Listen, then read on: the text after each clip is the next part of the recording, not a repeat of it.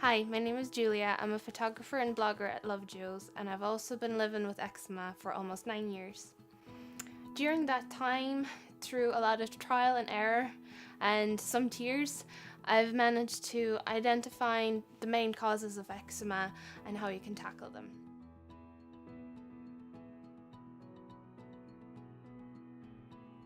Now, I want to be honest and say that I have not eradicated my eczema completely, but I understand it so much better than I did at the beginning.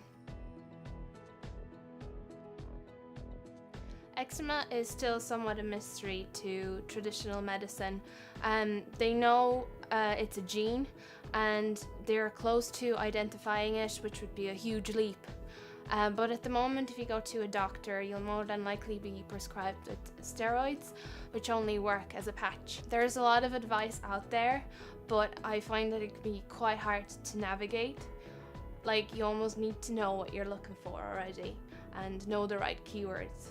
I spent so much time online trying to figure it out, and so much money on products that, would only half work. So I wanted to put together a concise video showing what I've learned just through my own practical experience. So first things first, what happens when you get eczema? So eczema, as you may already know, outwardly manifests as red, flaky, inflamed, often weepy skin that's very itchy. When I first got my eczema, I only had it in small patches on my skin, but throughout the years it tends to migrate around your body, so I would have gotten it on my arms, on my torso, on my neck and on my scalp, on my legs, and in the last few years on my face as well. It's essentially the thinning of the outer layer of the skin, and it can affect your mood, your confidence, your sleep, and just your general well-being. If untreated, it can lead to other things such as scarring, infection, and even hay fever. When you're experiencing eczema, it is likely that the following things are happening in your body. So first of all, there's likely to be an inflammatory process going on. Then there's overproduction of histamines and other substances. There's likely to be a hormonal imbalance. Then you have poor gut health, also referred to as leaky gut syndrome, increase of the bad bacteria and decrease of the good bacteria. It is also linked sometimes with an autoimmune problem. And last but not least, intolerances develop to seemingly normal things, both external and internal factors. So on to intolerances, which is kind of an important keyword here. So eczema isn't an allergy as such, it's more of an intolerance to multiple elements. And the way I would describe intolerance versus allergy is pretty much instant and quite severe, whilst an intolerance may take up to 72 hours to manifest itself. And also antihistamines don't tend to work with intolerances, not for me anyway. Also, there's not much point of getting allergy tested, because with eczema you're intolerant to so many things, often not the common allergens, and it also tends to shift and morph, and you could be intolerant to one thing one month and it may change the next month. So the way I would describe an intolerance would be your body is like a pot with hot water, and if you keep adding heat, eventually it will boil over. Eczema is a complex problem, so it's going to require a complex solution and essentially an overhaul of how you live and eat.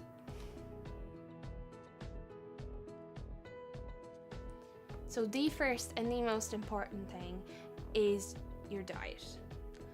Even if you seemingly don't have digestion issues, you're going to have to look at what you eat.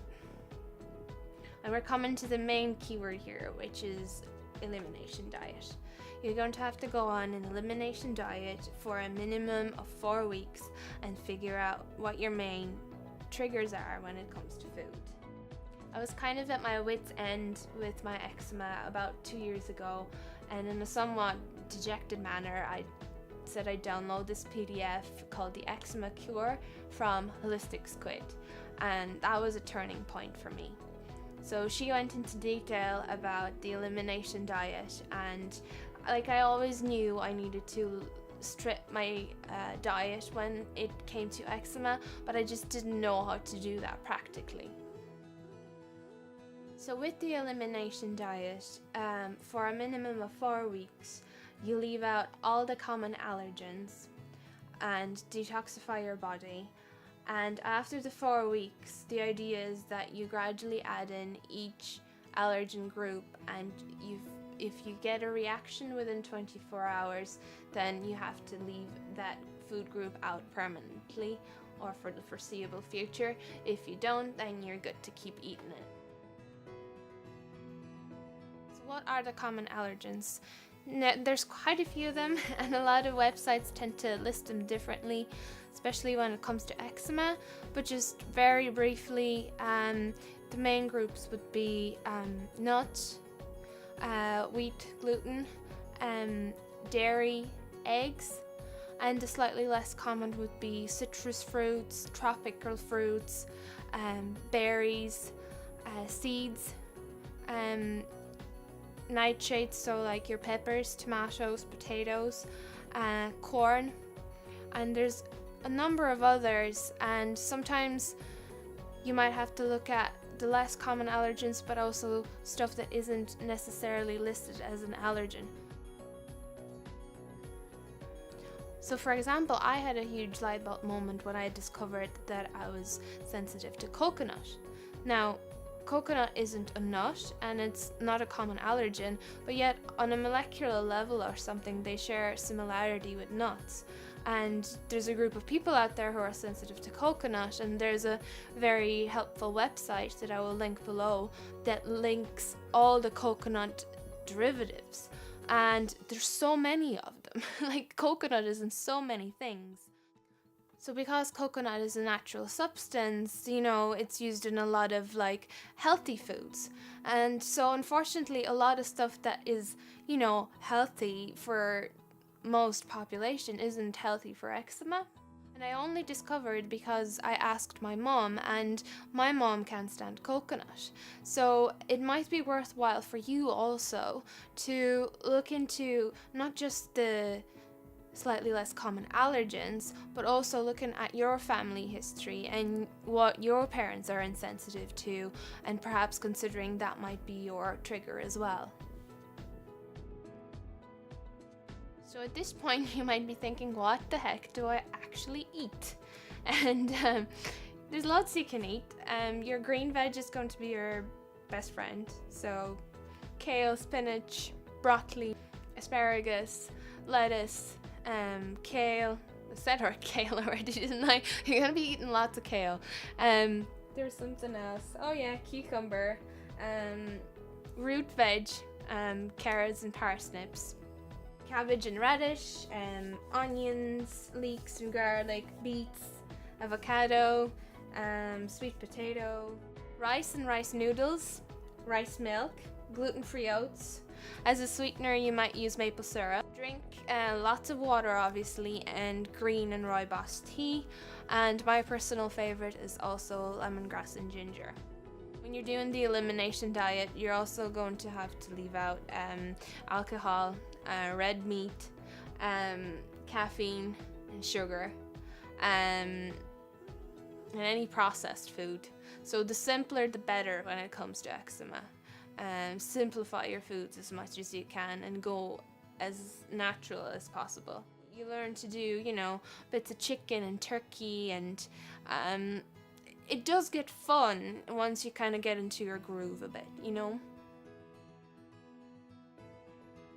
Like, I know that this sounds like a mammoth task to a lot of people, but like when I was going through my worst period, I would have done anything just to know what was going on. like my eczema was quite severe. Like my doctor, my GP told me that it's the worst he's seen it on a patient. You might not have to go as extreme as I did, but at the same time, you know, do as much as you can to help yourself, because I'd much rather eat the way I eat than suffer through eczema. So it's a cost I'm kind of willing to pay. And like, my eczema started fairly innocent as well. You know, if unchecked, it can worsen, and you don't want that. So I would say do this for as long as you need to feel good. You know, allow your body the opportunity to heal. So I think we're able to move on to number 2, which is external factors and triggers. So it's essentially everything that touches your skin, everything that comes through inhaling, and everything that gets through your pores. So we become sensitive to a lot of stuff in the air: dust mites, pollen, mold, but also anything like when I first got my eczema, it was largely brought on by cleaning products, especially cream cleaners and bleach. Like to this day, like whenever there's bleach around, even just like a tiny drop, like I break out in hives and I have to scratch my skin off. So be very careful when you're doing cleaning, and like always wear gloves when doing any sort of like work around the house. And also changing your laundry detergent and going non-bio with both the cleaning powder and the fabric softener. I am not very well behaved all the time, and I don't always wear 100% cotton or whatever, because I like fashion, but where possible 100% cotton is the best. I rarely also use 100% wool. Like if I do, I usually have a layer or two underneath. Also, when it comes to your personal hygiene, I had to make a few changes. So I rarely use soap now. If I do, soap or shower gel. If I do, I generally just use it on the underarms and feet, and I use a hypoallergenic soap. I also have to wash my head separately, my hair rather, from my body. So I would wash my hair and then I would go into the shower, so as the soap doesn't like drip down my body, because it can irritate it. Deodorants is another big thing. I do use deodorants because I want to be fresh and presentable, but I use a natural one, one that's made out of salt. And perfume as well. I don't spray perfume on my skin. I use it and I put it on my clothes instead. I'm also sensitive to hair dyes, so I remember in particular I used a home hair color once, and just my eyes the next day were so poofy, and my lips got really red and inflamed as well. So I avoid them. I use natural hair dyes instead, and when I am getting something done, it's usually in a hair salon, so I don't have to come in contact with it too much.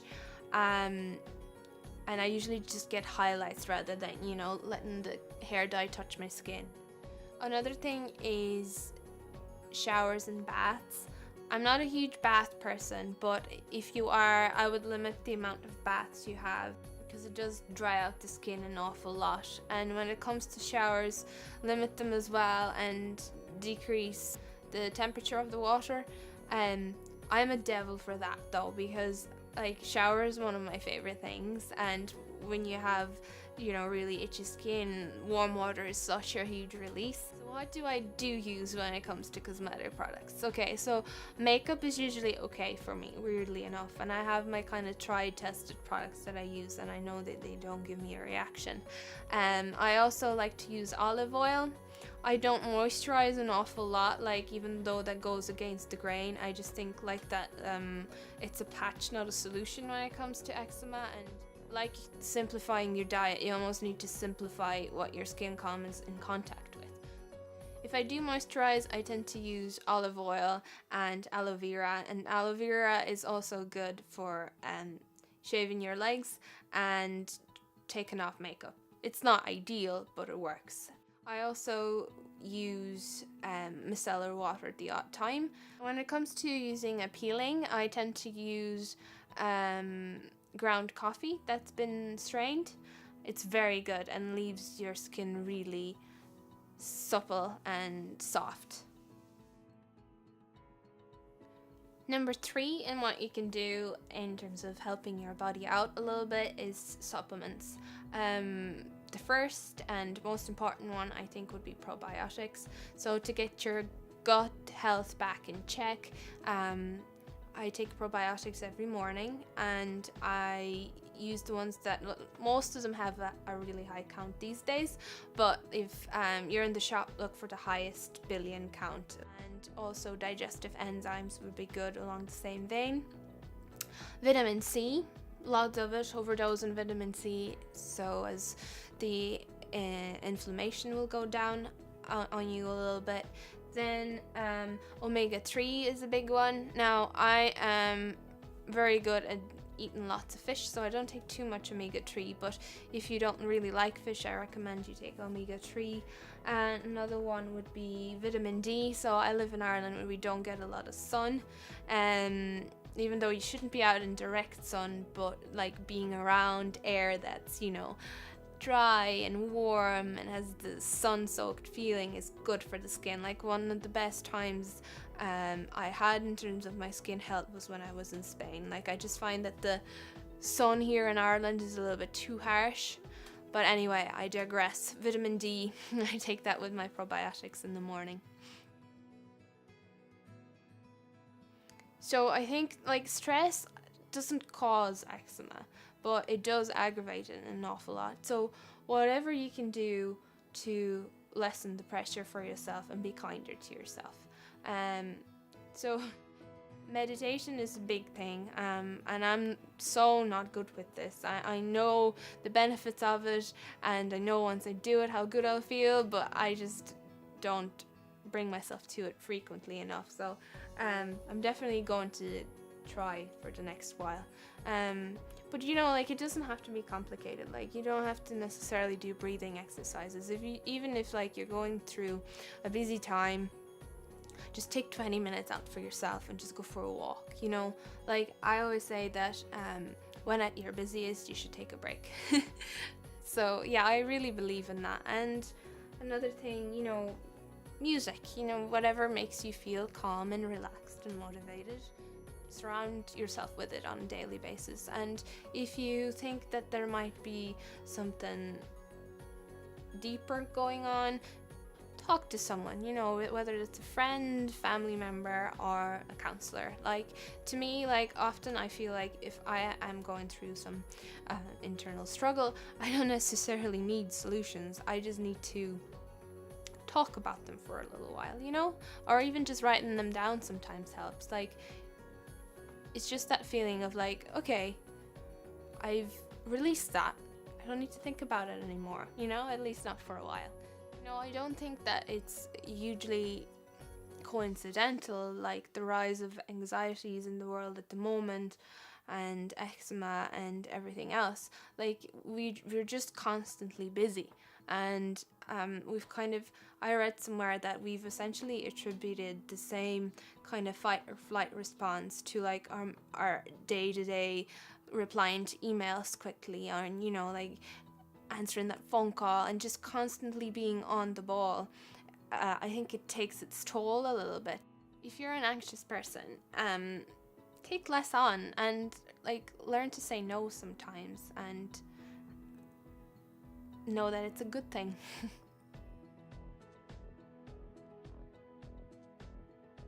So that kind of brings me to the next important key point, and that's sleep. And that's one of the keywords I was talking about at the beginning. So with eczema, like I always feel quite fatigued when I'm at my worst. So take a nap, and at nighttime, minimum of 8 hours sleep, and preferably 10, you know, whatever your body feels like. If you can afford to do that, do it. if you can, also try and shift your body clock a little bit. And I'm the worst for this, going to sleep late, but ideally you'd be wanting to go to sleep at around 10 and getting up at 7, because that's your natural body clock, you know. And you do definitely feel it as an eczema sufferer. Like when you wake up in the morning, your skin is so refreshed and calm, and then once, you know, the body circulation wakes up, then you're kind of inflamed again.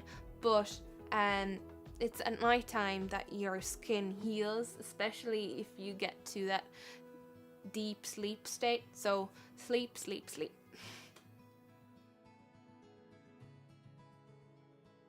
And the very last area of focus would be time. So I've touched on this a little bit already, but like, give it time. Like, I always go through the same thing whenever I get a breakout. It's like, oh, the stuff I'm doing, it's not working. It is working. It's just, it takes a while, and just remember that, you know, like, it's not an instant thing, but it does work. I think, you know, whenever you have a health issue, it's reluctantly always your body trying to tell you something that you need to change about your lifestyle. When it's a larger group of people experiencing the same thing, then we might need to think about what we need to change as a whole. And in this case, you know, it's what we eat and how we produce our food, and, you know, try and reduce the amount of pollutants and chemicals that surround us. On a larger scale of things, eczema isn't the worst thing in the world. But at the same time, it can leave you deflated and powerless on a day-to-day basis. I know that when I was going through a rough time, and seeing all the people's stories online made me feel less alone. So I think this is kind of my attempt of turning a negative into a positive. So if you have any questions for me or any stories to share, please leave a comment below, and hopefully we can get a supportive discussion going.